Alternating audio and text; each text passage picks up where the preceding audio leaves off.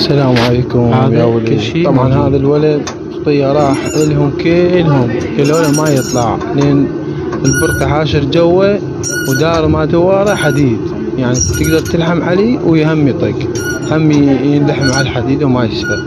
تمام، جاب لي اياه طلعت لي اياه مثل الورد، موجود كل شيء همي تدللون. هذا واحد وذاك الثاني من هناك. تمام، شوفوا له